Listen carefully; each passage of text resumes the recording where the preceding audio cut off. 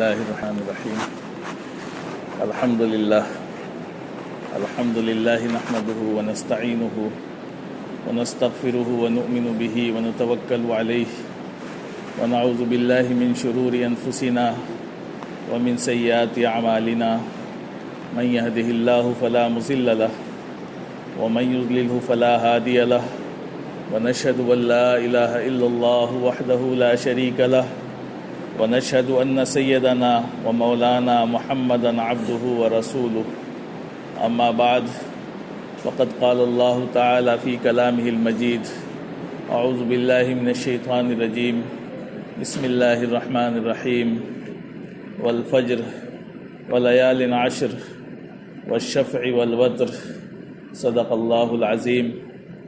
وقال نبينا محمد صلى الله عليه وسلم: ما من أيام العمل الصالح فيهن أحب إلى الله من هذه الأيام العشر. قالوا يا رسول الله ولا الجهاد في سبيل الله؟ قال: ولا الجهاد في سبيل الله إلا رجلا خرج بماله ونفسه فلم يرجع من ذلك بشيء أو كما قال عليه الصلاة والسلام. محترم حضرات، یہ جو مہینہ چل رہا ہے، ذی قعدہ کا مہینہ چل رہا ہے، اور اس کے بعد جو مہینہ آنے والا ہے وہ ذی الحج کا مہینہ ہے. یعنی اس کے بعد جو مہینہ آئے گا، اور جس کی آج 23 تاریخ ہے اور انگریزی کی 24 تاریخ ہے، ایک دن آگے پیچھے چل رہی ہے تاریخ. اب جب اگلا مہینہ شروع ہوگا تو دونوں مہینے ساتھ ساتھ شروع ہوں گے. یعنی 1 جولائی ہوگی اور اسی دن پہلی جو ہے ذی الحج کی بھی تاریخ ہوگی. تو جو مہینہ شروع ہونے والا ہے بڑا اہم مہینہ ہے. یہ جو مہینوں کا سلسلہ ہے، رمضان سے برکت والے مہینے شروع ہوتے ہیں. تو رمضان کا مہینہ آتا ہے اور رمضان کے بعد شوال کا مہینہ آتا ہے. شوال کے مہینے سے حج کے مہینے شروع ہو جاتے ہیں اور وہ مہینے چلتے ہیں ذی الحج تک. تو ذی الحج کا مہینہ جو ہے وہ حج کے لیے بھی خاص ہے کہ اس مہینے میں جو ہے حج جیسا اہم فریضہ ادا کیا جاتا ہے. اور بھی بہت سے فضائل ہیں اس مہینے کے جو قرآن اور حدیث میں بیان کیے گئے ہیں. تو اسی کے متعلق کچھ باتیں عرض کرنی ہیں کہ جب یہ مہینہ شروع ہوگا تو جمعہ شروع ہو چکا ہوگا. یعنی جب اگلا جمعہ آئے گا تو 1 تاریخ ہوگی. تو اس سے پہلے کچھ ایسی باتیں آپ کے سامنے آ جائیں کہ اس پر ہمارے لیے عمل کرنا آسان ہو جائے اور ہم پہلے سے ذہنی طور پر تیار رہیں اس مہینے کے استقبال کے لیے جو ذی الحج کا مہینہ کہلاتا ہے. تو ذی الحج کا مہینہ جو ہے اس کے جو شروع کے 10 دن ہوتے ہیں وہ بڑے اہم ہیں، بہت فضیلت والے ایام کہلاتے ہیں. اللہ تبارک و تعالیٰ نے قرآن میں اس کی قسم کھائی ہے. اللہ تعالیٰ نے فرمایا کہ والفجر، قسم ہے فجر کے وقت کی، ولیال عشر، اور قسم ہے 10 راتوں کی. تو اللہ تعالیٰ نے جو 10 راتوں کی قسم کھائی ہے وہ 10 راتیں مفسرین کے نزدیک اکثر یہ عشرہ ذی الحجہ یعنی ذی الحجہ کے شروع کی جو 10 راتیں ہیں وہ اس سے مراد ہے. تو ذی الحج کے جو پہلے 10 دن ہوتے ہیں بڑی فضیلت آئی ہے اس کی. اللہ تبارک و تعالیٰ نے ان کو بڑا اہم بنایا ہے اور ایمان والوں کے لیے سمجھیے ایک بہت بڑی نعمت ہے. اس لیے کہ ہم جیسے گناہگار مسلسل گناہوں میں رہتے ہیں اور اللہ تبارک و تعالیٰ نے اس امت کی تو عمریں بھی بہت کم بنائی. پچھلی امتوں کے مقابلے میں ان کی عمریں کچھ بھی نہیں ہیں. اللہ کے وسلم نے فرمایا کہ میری امت کی جو عمریں ہیں وہ 60 سے 70 کے درمیان ہیں. تو اکثر لوگ جو آبادی ہے اس امت کی وہ 60 سے 70 کے بیچ اس دنیا سے چلی جاتی ہے. تو بڑی مختصر عمریں بنائی. لیکن اللہ تبارک و تعالیٰ نے خاص یہ فضل فرمایا اس امت پر کہ بہت سے ایام اور بہت سی راتیں ایسی دے دیں جو ان کو پچھلی امتوں سے بھی آگے بڑھا دیتی کہ اگر وہ ان کا اہتمام کر لیں، ان میں عبادت کر لیں تو یہ جو راتیں اور دن اللہ کی طرف سے دیے جاتے ہیں، یہ پچھلی امتیں جن کی 1000 سال بھی عمریں تھیں تو ان سے بھی یہ بندہ آگے بڑھ سکتا ہے۔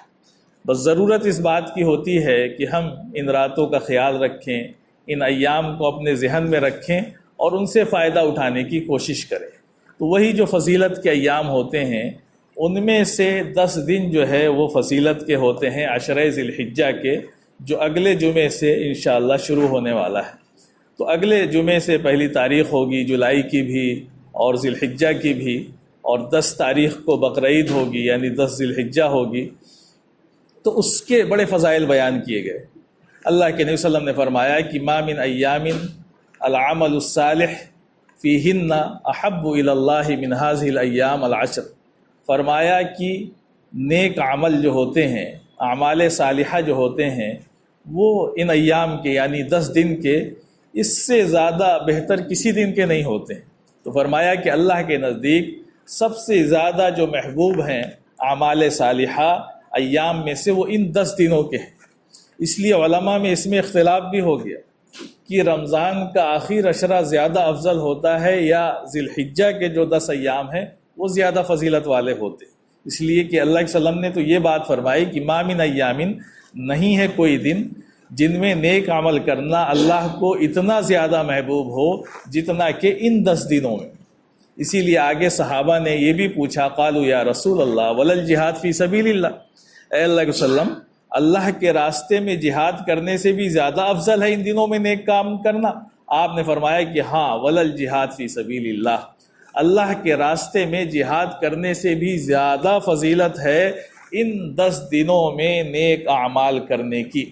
البتہ یہ فرمایا کہ الا رجلا خرج بنفسہ ومالہ، ہاں سوائے اس شخص کے جو اپنا جان اور مال لے کر کے اللہ کے راستے میں نکلا، جہاد کے لیے نکلا، فلم یرجع من ذلک بشیء، لیکن پھر وہ کچھ لے کر کے واپس نہ آ سکا، یعنی شہید ہو گیا اور اس کا مال بھی چلا گیا، تو وہ زیادہ افضل ہو جائے گا۔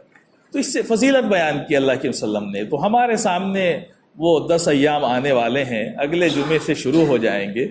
تو اکثر ہمارے جو بندے ہیں، نیک بندے ہیں، وہ بہت زیادہ رمضان میں اہتمام کرتے ہیں، اس لیے کہ رمضان میں ایک ماحول بھی ہوتا ہے اور اللہ کی طرف سے انتظام بھی ہوتا ہے کہ شیاطین کو قید کر دیا جاتا ہے، تو ذرا نیک اعمال کا کرنا آسان ہوتا ہے۔ لیکن یہ جو 10 دن آتے ہیں فضیلت ان کی بھی بہت زیادہ ہے، لیکن ان میں اہتمام نہیں ہو پاتا ہے۔ اس لیے نہیں ہو پاتا ہے کہ ایک تو شیطان کھلا رہتا ہے تو وہ ماحول نہیں پیدا ہو پاتا ہے، دوسرے ہم اپنا مشغول ہوتے ہیں، ذہن میں ایک رمضان کا تو پہلے سے ہی ہوتا ہے کہ رمضان آئے گا تو یہ کریں گے یہ کریں گے، لیکن یہ جو 10 دن ہوتے ہیں عشرہ ذی الحجہ کے، ان کی فضیلت ذہن میں نہیں ہوتی ہے۔ تو بہت بڑی فضیلت ہے۔ اللہ کے وسلم نے فرمایا کہ یہ جو ایام ہیں ان راتوں میں ہر رات کی عبادت شب قدر کی عبادت کے برابر ہے۔ تو رمضان میں جو شب قدر آتی ہے وہ تو مجہول ہے، کسی کو معلوم نہیں، اس کو تلاش کرنا پڑتا ہے کہ آپ اس میں 5 راتیں جاگیں تو کسی رات میں وہ مل جائے گی آپ کو، ہے نا، 21 سے لے کر کے 29 تک۔ لیکن یہاں تو جو فضیلت بیان کی گئی اللہ کے وسلم کی طرف سے، یہ فرمایا کہ عشرہ ذی الحجہ کی جو 10 راتیں ہیں ان میں ہر رات کی عبادت شب قدر کی عبادت کی طرح ہے، اور ہر دن کا روزہ 1 سال کے روزے کے برابر ہے۔ یعنی عشرہ ذی الحجہ 1 تاریخ سے لے کر کے 9 تاریخ تک، 10ویں دن تو روزہ نہیں رکھ سکتے ہیں اس لیے کہ 10ویں دن تو بقرعید ہوگی اور اس دن روزہ رکھنا تو حرام ہے، اس دن روزہ نہیں رکھ سکتے۔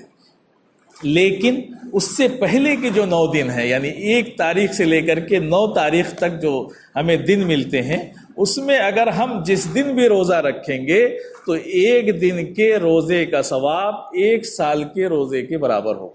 اندازہ لگائیں کتنی زیادہ اہمیت ہے کہ بندہ 1 دن روزہ رکھے تو 1 سال کے روزے کے برابر ثواب ملے گا۔ اور اللہ نے اب برسات بھی شروع کر دی ہے، موسم میں بھی نرمی پیدا ہو گئی ہے، تو جو بندے فائدہ اٹھانا چاہیں اٹھا سکتے ہیں، جتنا جس کو توفیق ہو سکے اگلے جمعے سے، اور یا کام والے لوگ ہیں جس دن چھٹی مل سکے۔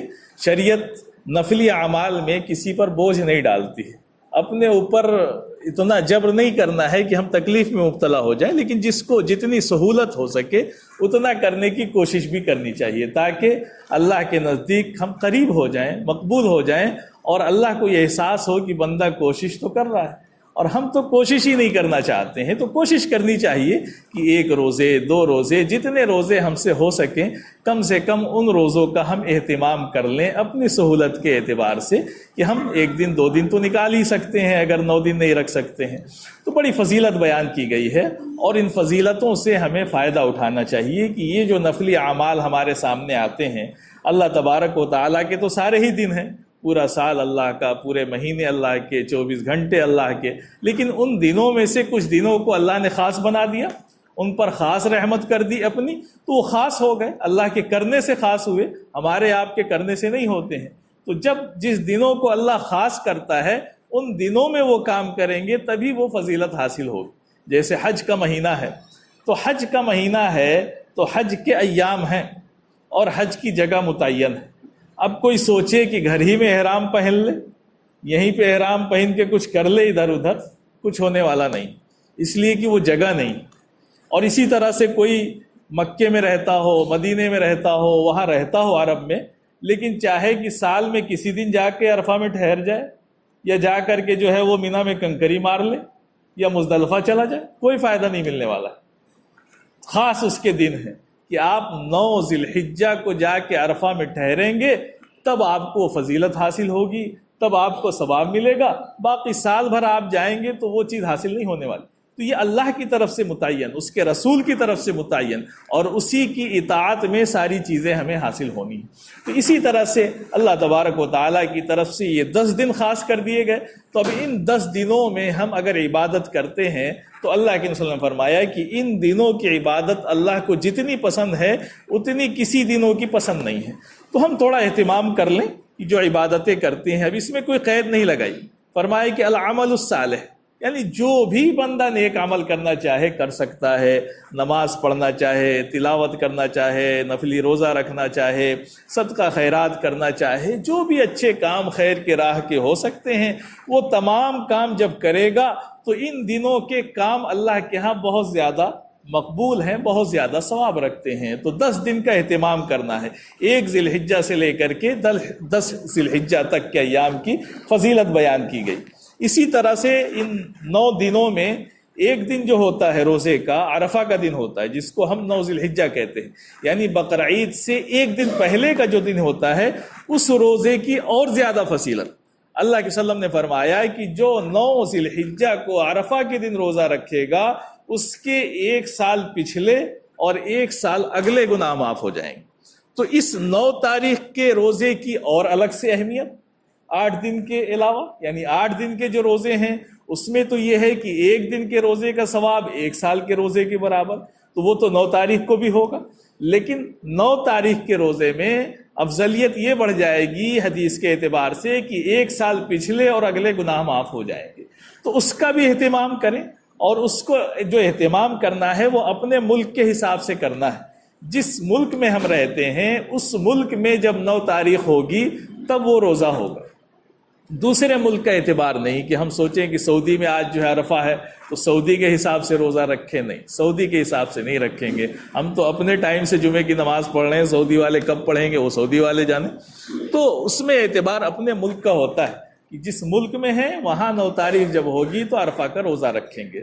تو ایک تو پہلی چیز یہ ہے کہ مہینہ جب شروع ہوگا تو یہ مہینہ جو ہے اس کے 10 دن شروع کے بڑے فضیلت والے ہیں، اور اس میں ایک رات، ہر رات کی عبادت کا ثواب شب قدر کے برابر ہے، ہر دن کے روزے کا ثواب 1 سال کے روزے کے برابر ہے، اور عرفہ کے روزے کا ثواب 1 سال کے روزے کے برابر بھی ہے، اور اس سے اگلے پچھلے 1 سال کے گناہ بھی معاف ہو جاتے ہیں۔ یہ تو 10 دنوں کی فضیلت ہوئی۔ اسی طرح سے جب چاند نظر آئے گا، تو چاند جب نظر آئے گا تو سب سے پہلا حکم جو ہے چاند سے پہلے جو امت محمدیہ پر آئے گا وہ یہ ہے کہ اللہ کے وسلم کی طرف سے یہ حکم دیا گیا ہے کہ جو لوگ قربانی کرنا چاہتے ہیں، جن پر قربانی واجب ہے یا نہیں بھی واجب ہے، اور وہ قربانی کرنا چاہتے ہیں، تو ان کے لیے شریعت کی طرف سے ایک مستحب عمل یہ ہے کہ وہ چاند نکلنے کے بعد اپنے ناخن نہ کاٹیں اور اپنے کہیں کے بال نہ کاٹیں۔ بات سمجھ میں آ رہی؟ ہاں، تو یہ عمل ہوگا کہ چاند کے نکلنے سے پہلے ہے نا، جمعرات کو چاند نکلے گا اور جمعے کو پہلی تاریخ ہوگی، تو ہم اس سے پہلے اہتمام کر لیں کہ اپنے بال وغیرہ ہر جگہ کے کاٹ لیں، اور پھر جب چاند نکل جائے تو جن لوگوں کو قربانی کرنی ہے اب وہ نہ ناخون کاٹیں نہ کہیں کے بال کاٹیں، جب ان کی قربانی ہو جائے تب وہ یہ کام کر سکتے ہیں۔ تو یہ حکم لاگو ہوگا شریعت کی طرف سے۔ اب قربانی کا مسئلہ ہے کہ قربانی جو ہے وہ اللہ کے نبی صلی اللہ علیہ وسلم نے ہر اس شخص پر واجب قرار دی ہے جو صاحب نصاب، یعنی وسعت رکھتا ہو، اور بڑا سخت حکم ہے۔ اللہ کے نبی صلی اللہ علیہ وسلم نے فرمایا کہ من کان لہ سعہ ولم یضحی فلا یقربن مصلانا، فرمایا کہ جس کے پاس قربانی کرنے کی استطاعت ہو اور وہ قربانی نہ کرے تو ہماری عیدگاہ میں نہ آئے۔ یہ فرمایا اللہ کے وسلم کہ جس کے پاس بھی قربانی کی طاقت ہے، وسعت ہے، وہ قربانی کر سکتا ہے، پھر بھی قربانی نہیں کرتا ہے تو اللہ کے بہت بڑے حکم کو وہ توڑنے والا ہے۔ تو پھر کیا ضرورت ہے ایسے لوگوں کی کہ وہ عیدگاہ آئیں اور مسجد آئیں، گھر ہی رہیں آرام سے؟ یہ فرمایا، تو بڑی سخت وعید ہے۔ تو اس لیے ہمارے علماء نے یہ کہا کہ جو صاحب نصاب ہیں، جن کے پاس اتنا مال ہے کہ وہ قربانی کر سکتے ہیں، تو ان کو ہر حال میں قربانی کرنی چاہیے۔ اب اس میں مسئلہ یہ آتا ہے کہ گھروں میں عام طور سے یہ ماحول ہے کہ ہم لوگ قربانی کرتے ہیں تو وجوب نہیں دیکھتے ہیں، حالانکہ وجوب ضرور دیکھنا چاہیے۔ یہ دیکھنا چاہیے کہ قربانی کس پر واجب ہے۔ اگر مرد پر واجب ہے تو مرد ضرور قربانی کرے، عورت پر واجب ہے تو عورت ضرور قربانی کرے، دونوں پر واجب ہے تو دونوں قربانی کرے۔ اب ہوتا یہ ہے کہ گھر والے جو ہے اکثر اس طرح کے مسئلے پوچھتے ہیں کہ مولانا صاحب اس سال ہم نے اپنے نام سے کرایا تھا، اب اگلے سال سوچتے ہیں اپنی بیوی کے نام سے کرائیں گے۔ تو یہ اس طرح سے نہیں چلتا ہے، سوچتے ہیں۔ شریعت کا حکم یہ ہے کہ جو صاحب نصاب ہے اس پر قربانی واجب ہے۔ اب ہو سکتا ہے کہ کبھی مرد پر واجب ہو عورت پر نہ ہو، اور کبھی ایسا ہو سکتا ہے کہ عورت پر ہو مرد پر نہ ہو، یا کبھی دونوں پر ہو۔ اب وہ تو مال دیکھا جائے گا نا۔ کبھی ایسا ہے بیچارہ مرد بیچارہ غریب ہے، مزدوری کرتا ہے، اس کے پاس تو مال ہی نہیں ہے، لیکن اس کی بیوی کے پاس زیورات رکھے ہوئے ہیں، وہ صاحب نصاب ہے، تو قربانی واجب تو عورت پر ہوئی، مرد پر نہیں ہوئی، لیکن بیوی سوچتی ہے کہ بڑے تو یہی ہیں تو ان کے نام سے کرا دے۔ تو ایسا نہیں ہوتا ہے، جس پر واجب ہے اس کو قربانی کرنا ضروری ہے شریعت کے حساب سے۔ ہاں، واجب ادا کرنے کے بعد آپ جس کے نام سے چاہیں کرائیں۔ تو ہمارے یہاں یہ ہوتا ہے کہ ہم واجب کو تو نہیں دیکھتے ہیں، ہاں کہتے ہیں کہ اس بار بھیا کے نام سے ہو جائے، اس بار ابا کے نام سے ہو جائے، اس بار اماں کے نام سے ہو جائے۔ تو ایسا نہیں ہوتا ہے۔ اگر اماں صاحب نصاب ہے تو وہ بھی کرائیں، ابا صاحب نصاب ہے تو وہ بھی کرائیں، بیٹا صاحب نصاب ہے تو وہ بھی کرائے، میاں شوہر اگر اس کا جو ہے صاحب نصاب ہے وہ بھی قربانی کرائے، اور اگر بیوی صاحب نصاب ہے تو وہ بھی قربانی کرائے۔ سب کو کرانا پڑے گا۔ ایک گھر میں 10 لوگ رہتے ہیں، 8 صاحب نصاب ہیں تو 8 کو کرانا پڑے گا۔ اگر وہ بالغ ہے سب کو کرانا پڑے گا، یہ شریعت کا حکم ہے۔ اللہ علیہ وسلم نے اس کا باقاعدہ حکم دیا ہے، اور جو اس حکم کو توڑے گا وہ گویا کہ ایک فرض کو، ایک واجب کو چھوڑنے والا کہلائے گا، اور وہ سخت وعید میں شامل ہو جائے گا اللہ کے وسلم کے۔ تو ہمیں ابھی سے اس کا اہتمام کرنا ہے، ذہن میں یہ بات رکھنی ہے کہ قربانی جو ہے وہ واجب ہے۔ بڑے فضائل ہیں، انشاءاللہ اس کے بارے میں آگے بات ہو جائے گی، آئندہ ہفتوں میں وقت رہے گا، ابھی تو وقت کم ہے، لیکن اتنا جان لیں کہ قربانی جو ہے ہر صاحب نصاب پر واجب ہے۔ اور صاحب نصاب جو زکوٰۃ والا ہوتا ہے وہ یہاں نہیں ہوتا ہے، یہاں پر نصاب کا معاملہ تھوڑا اس سے ہٹ کر کے ہے۔ یہاں پر تو بہت آسانی سے صاحب نصاب ہو جاتا ہے کہ جو صدقہ فطر والا صاحب نصاب ہوتا ہے وہ یہاں بھی لاگو ہو جاتا ہے۔ ایک تو یہاں سال کا کوئی مسئلہ ہی نہیں ہے، آپ کے پاس مال ہے، کسی کے گھر میں مال ہوتا ہے ضرورت سے زائد ہے، پتہ چلا کہ برتن لاکھوں روپے کے رکھے ہوئے ہیں، کبھی استعمال نہیں ہوتے ہیں، وہ کبھی نہیں استعمال ہوتے ہیں سال میں، وہ رکھے ہوئے ہیں، ضرورت سے زائد ہیں، وہ آپ صاحب نصاب ہیں، بڑی بڑی ڈیگے گھر میں رکھے ہوئے ہیں، لیکن کہتے ہیں کہ کیش نہیں ہے۔ کیش نہیں تو وہ مال تو رکھا ہوا ہے آپ کا، وہ ضرورت سے زائد ہے، اس لیے کہ استعمال میں نہیں ہے۔ وہ بڑے بڑے آپ کے سیٹ رکھے ہوئے ہیں گھر میں، کبھی کسی مہمان کے آنے پر وہ نکلتے نہیں ہیں، وہ ضرورت سے زائد میں آتے ہیں۔ تو اس طرح سے بہت سے سامان بھی ہوتے ہیں ہمارے پاس جو ضرورت سے زائد ہوتے ہیں، ان کی مالیت ہوتی ہے، صاحب نصاب ہو جاتا ہے۔ وہ زکوٰۃ کا مسئلہ نہیں ہے کہ جو اس میں دوسرا مسئلہ چلتا ہے۔ تو یہاں پر یہ دیکھنا ہے کہ جو بھی شخص کر سکتا ہو، اللہ کے وسلم کی زندگی دیکھیں، اللہ کے وسلم کے بارے میں آتا ہے کہ آپ مدینے میں 10 سال رہے اور 10 سالوں میں کوئی سال ایسا نہیں تھا جب آپ نے قربانی نہ کی. آپ کیا صاحب نصاب ہوئے ہوں گے کبھی؟ آپ تصور کریں اللہ کے وسلم کے پاس کبھی اتنا مال ہوا ہوگا کہ آپ صاحب نصاب ہوئے ہوں؟ نہیں جمع ہوا. وہاں تو یہ حال تھا کہ فاقے ہوتے تھے اور کبھی مال آ جاتا تھا اور بھول جاتے تھے کہ آج سونا رکھا ہے گھر میں، تو آپ نماز پھیر کر کے سلام پھیر کر کے اور دوڑتے ہوئے گھر میں گئے. صحابہ پریشان ہو گئے کہ کیا بات ہوئی، گردنوں کو پھلانگتے ہوئے جب واپس آئے تو بتایا کہ میرے گھر میں ایک سونے یا چاندی کا ڈلا تھا اور میں بھول گیا تھا، آج تقسیم نہیں کیا.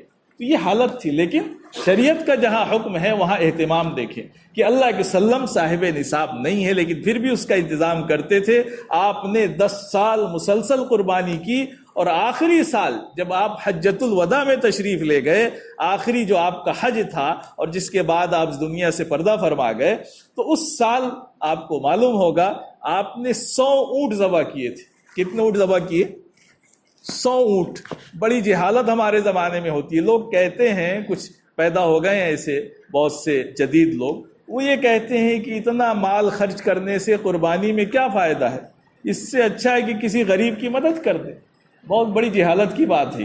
اللہ کا حکم ہے اور جو اللہ کا حکم ہوگا اس کی جگہ کوئی چیز نہیں لے سکتی ہے کہ آپ سوچیں کہ اس کی جگہ یہ مال کسی کو صدقہ کر دیں، کسی بیمار کو دے دیں، کسی کی مدد کر دیں، کسی کی شادی کرا دیں. کبھی نہیں ہو سکتا ہے. آپ کرائیں نا دوسرے فنڈ سے. جب اللہ کا ایک حکم آیا تو آپ کو یہ جو ہمارے غیر لوگ ہیں یہ پڑھاتے ہیں پٹی، کہتے ہیں کہ بھائی اس سال تو زلزلہ آ گیا ہے، سب لوگ قربانی چھوڑ کر کے یہ سارا پیسہ وہاں بھیج دیں. بہت بڑی جہالت ہے. آپ اپنے فنڈ سے نہیں بھیج سکتے ہیں. اللہ کا حکم توڑ کر کے ہی وہ پیسہ بھیجیں گے. آپ کی شادی ہوگی تو 100 بکرے ذبح کر دیں گے، اس میں سے 10 کم نہیں کریں گے آپ کہ غریبوں کو دے دیں 10. اور جب آئے گا اللہ کا حکم تو آپ غریبی دکھتی ہے آپ کو. تو یہ شریعت پر عمل نہ کرنے کا ایک بہت بڑا بہانہ یہ بھی لوگ پیدا کرتے ہیں کہ شریعت کو چھڑا کر کے، اللہ کا حکم توڑا کر کے. اور بہت اچھی بات بھائی، بہت اچھی چیز ہے غریبوں کی مدد کرنا، خدمت خلق کرنا، صدقہ خیرات کرنا، کون اس سے منع کرتا ہے. لیکن ایک اللہ کا حکم ہے جس کے بارے میں اللہ کے وسلم نے فرمایا کہ قربانی کے دنوں میں اللہ کے نزدیک خون بہانے سے زیادہ کوئی عمل پسندیدہ نہیں. 10,000 کا بکرا ذبح کرنے پر جو ثواب ملے گا وہ 10 لاکھ خرچ کرنے پر ثواب نہیں ملے گا آپ. اس لیے کہ وہ اللہ کا حکم ہے اس دن، اور اس دن اللہ کے نزدیک خون بہانے سے زیادہ کوئی عمل پسند ہی نہیں ہو سکتا ہے. تو یہ اللہ کے حکم کا معاملہ ہے، نبی کے حکم کا معاملہ ہے. وہاں آپ چاہیں کہ نہیں ہم تو اس کے بدلے میں کسی غریب کی مدد کر دیں گے، بالکل صحیح نہیں ہے. جو کہتا ہے بالکل غلط کہتا ہے. اور آپ اس کو بتائیں کہ تم 20,000 کا موبائل رکھتے ہو، کیوں نہیں 5,000 کا خرید لیتے ہو؟ 10 لاکھ کی گاڑی پہ چلتے ہیں، کیوں نہیں آپ ماروتی خرید لو 800، اسی پہ چلو نا، چلنا ہی تو ہے. اور اس سے زیادہ پیسہ کر دو اللہ کے راستے میں خرچہ. تو وہاں تو بھول جاتے ہیں شریعت. جب شریعت کا حکم آتا ہے تو کہتے ہیں کیا فائدہ اتنا خون بہانے سے، اتنے جانوروں کی قربانی کرنے سے، اس سے اچھا تھا تو کسی کی غریب کی مدد کر دیتے. یہ اللہ کا حکم ہے، حضرت ابراہیم کی سنت ہے اور اس پر عمل کرنا ضروری ہے. اس کو چھوڑ کر کے کوئی عمل پسندیدہ نہیں ہو سکتا ہے شریعت میں. تو ہمیں اس کو سمجھنا ہے کہ سارے لوگ جو بھی قربانی کر سکتے ہیں ابھی وقت ہے اور تیاری کریں. قربانی کے جانور خریدنے کی کوشش کریں، پہلے سے خریدیں، ان کو اپنے پاس رکھیں، مانوس کریں اور پھر اللہ کے نام پر اس کو قربان کریں. اللہ آپ سے کیا مانگتا ہے؟ نہ اس کا گوشت مانگتا ہے. دوسرے مذہبوں میں دیکھیں کہ وہ بلی چڑھا دیتے ہیں، پھینک دیا جاتا ہے. ہمارے ایسا نہیں ہے. اللہ تو آپ سے کچھ نہیں مانگتا ہے، بس اللہ کا حکم پورا کر دیجیے آپ. اللہ نے کہا کہ اس کے لیے قربانی کیجیے، تو اللہ یہی دیکھنا چاہتا ہے کہ آپ اس کے قربانی کے نام پر اپنا مال خرچ کر سکتے ہیں، جانور کی قربانی کر سکتے ہیں یا نہیں. یہ عمل کر جائیے، اللہ کے ہاں قبول ہو جائے گا. تو ہم سب کو دیکھنا ہے اپنے گھروں میں کہ کس پر قربانی واجب ہے، ان کے نام سے ضرور جانور کی قربانی کریں. کم پیسہ ہو بڑے جانور میں کر لیں، زیادہ پیسہ ہو آپ بکرے کی قربانی کر لیں. قربانی کے جو جانور ہوتے ہیں اس میں بکری ہے، بکرا ہے، اسی طرح سے بھیڑ ہے یا نر مادہ دونوں کی قربانی ہو سکتی ہے نا، مینڈھا ہے، یہ جانور ہوتے ہیں. اسی طرح سے اونٹ ہے، گائے ہے، بیل ہے، بھینس ہے، بھینسا ہے. ان جانوروں کی قربانی ہو سکتی ہے. اس کے علاوہ کسی جانور کی قربانی نہیں ہو سکتی ہے کہ کوئی صاحب مرغا لے آئیں بازار سے، ہے نا. تو اس کی قربانی نہیں ہوگی، یا جا کر کے ہے نا جنگل سے پکڑ لائے، آج کل بہت نیلگائے گھوم رہی ہیں ہے نا، تو اس کی قربانی نہیں ہوگی، ہرن پکڑ کے لے آئے، اس کی قربانی نہیں ہوگی۔ انہی جانوروں کی قربانی ہو سکتی ہے، بکری بکرے کی، اسی طرح سے بھیڑ ہے، دمبا ہے، مینڈھا ہے، اور بڑے جانوروں میں بھینس ہے، بھینسا ہے، گائے، بیل، اونٹ۔ اب ان کی سب کی عمریں ہیں، عمر کی بھی رعایت بہت ضروری ہے۔ بکری اور بکرا اس میں، یا مینڈھا، بھیڑ، یہ جو جانور ہوتے ہیں 1 سال کے ہونے چاہیے۔ بکری بکرے میں تو ہمارے علماء کے نزدیک پورا 1 سال ہونا ہی چاہیے۔ 1 سال سے 1 دن بھی کم ہوگا تو قربانی جائز نہیں ہوگی۔ البتہ بھیڑ اور دمبے میں یہ گنجائش دی ہے کہ 6 مہینے سے زیادہ کا ہو، تندرست ہو، تو اس کی قربانی ہو سکتی ہے، لیکن بکری بکرے میں نہیں ہوگی۔ اسی طرح سے بھینس اور بھینسا، گائے اور بیل کی جو عمر مقرر کی ہے شریعت نے، وہ 2 سال کی مقرر کی ہے۔ 2 سال سے 1 دن بھی کم ہوگا تو قربانی صحیح نہیں ہوگی۔ اور اونٹ اور اونٹنی میں جو شریعت نے عمر مقرر کی ہے وہ 5 سال کی ہے۔ 5 سال سے 1 دن بھی ان کی عمر کم ہوگی تو قربانی درست نہیں ہوگی۔ تو ہم جب جانور لیں تو عمر کا بھی خیال رکھیں۔ اب عمر میں شریعت نے دانت سے کوئی مسئلہ نہیں رکھا ہے، جو ہمارے یہاں ایک بحث ہوتی ہے کہ دانتا نہیں ہے، تو دانت سے شریعت کو بحث نہیں ہے، شریعت کو عمر سے بحث ہے، اور وہ بھی عربی مہینے کے لحاظ سے۔ اگر کسی کے گھر میں بکری کا بچہ پیدا ہوا تھا بقرعید سے 1 دن پہلے، تو اگلی بقرعید میں اس کی قربانی ہو جائے گی، اگرچہ انگریزی مہینے کے حساب سے اس کی عمر پوری نہیں ہوگی، لیکن ہمیں عربی مہینے کی عمر دیکھنی ہے۔ انگریزی دیکھیں گے تو 9 دن کم ہو جائیں گے، لیکن عربی تاریخ سے اس کی عمر پوری ہو جائے گی، اور شریعت عربی مہینے کو ہی دیکھتی ہے۔ تو ہمیں ان باتوں کا خیال رکھنا ہے، اور باتیں انشاءاللہ آئندہ ہفتوں میں آ جائیں گی۔ اللہ تبارک و تعالی ہم سب کو اس بات کی توفیق دے کہ زیادہ سے زیادہ اللہ کے نام پر قربانی کریں، اور جو 10 دن آنے والے ہیں ان میں زیادہ سے زیادہ عبادت کا اہتمام کریں۔ اللہ تبارک و تعالی ہم سب کو کہنے سننے سے زیادہ عمل کی توفیق عطا فرمائے۔